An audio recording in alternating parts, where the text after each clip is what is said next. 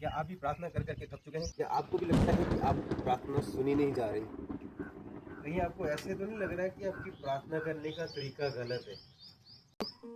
अगर आप भी इन सवालों से हैं परेशान, तो इस वीडियो में आपको बताऊंगा आपकी सारी समस्याओं का समाधान। वीडियो को अंत तक देखें। आज लोगों को पता नहीं है प्रार्थना किस रीति से करनी चाहिए, इसीलिए उनकी प्रार्थना का जो उत्तर है वो उनके पास जल्दी से नहीं आता।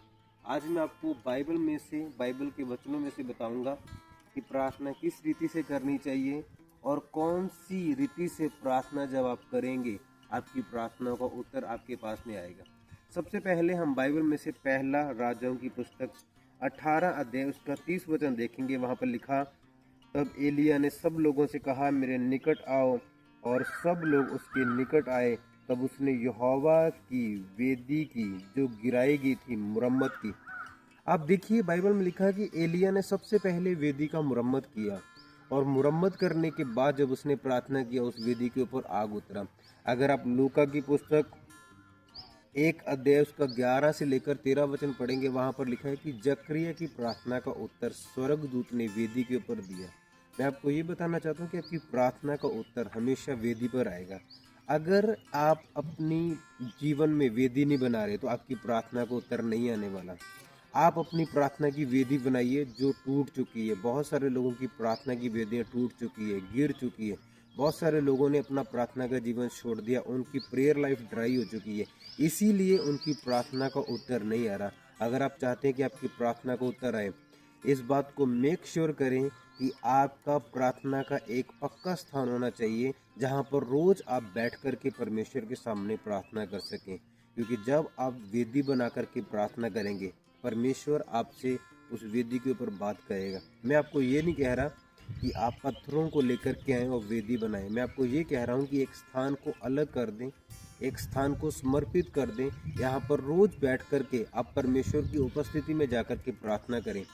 आप बाइबल में से उन लोगों को देखिए जिन्होंने अपनी प्रार्थनाओं के उत्तरों को पाया। वो लोग थे जिन्होंने परमेश्वर के लिए हर स्थान के ऊपर वेदी बनाई। अगर आप अब्राहम के बारे में पढ़ेंगे, अब्राहम जिस भी देश में गया उसने परमेश्वर के लिए वेदी को बनाया, और परमेश्वर ने उससे बातें की, परमेश्वर ने उसको दर्शन दिए, परमेश्वर ने उनको बताया। तो इसीलिए आप इस बात को याद रखिए कि परमेश्वर हमेशा वेदी पर उत्तर देता है। जब आप वेदी बना कर के प्रार्थना करेंगे, आपकी प्रार्थनाओं के उत्तर जल्दी आएंगे।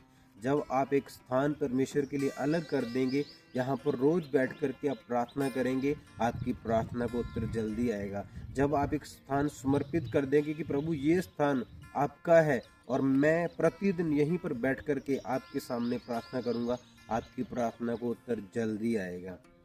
इसीलिए जब आप प्रार्थना करते हैं, याद रखें एक पक्का, एक पर्टिकुलर प्लेस आपके पास होना चाहिए जहाँ पर बैठ कर के आप प्रार्थना कर सकें। एक वेदी आपके पास होनी चाहिए जहाँ पर बैठ कर के आप प्रार्थना कर सकें। और जब आप वेदी बनाएंगे और वहाँ पर प्रभु को प्रार्थना की और धन्यवाद की स्तुतियाँ चढ़ाएंगे, परमेश्वर आपसे बात करेगा, परमेश्वर आपकी प्रार्थनाओं का उत्तर देगा, और आप देखेंगे कि कैसे अद्भुत रीति से परमेश्वर आपकी प्रार्थनाओं को सुन रहा और उत्तर दे रहा है। इसीलिए अपने जीवन में एक स्थान अलग करें। आपके पास बड़ा कमरा नहीं, एक छोटी जगह, एक नुक्कड़ पे भी आप बिस्तर लगा करके वहाँ पर प्रार्थना कर सकते हैं, लेकिन एक स्थान को अलग करें जहाँ पर आप परमेश्वर की उपस्थिति में बैठकर परमेश्वर से बातें कर सकें, और रोज एवरीडे वहीं पर जाकर के परमेश्वर के सामने बैठें, प्रार्थना करें, बातें करें। आप देखना आपकी प्रार्थना को उत्तर जल्दी आएगा। सबको जय मसीह।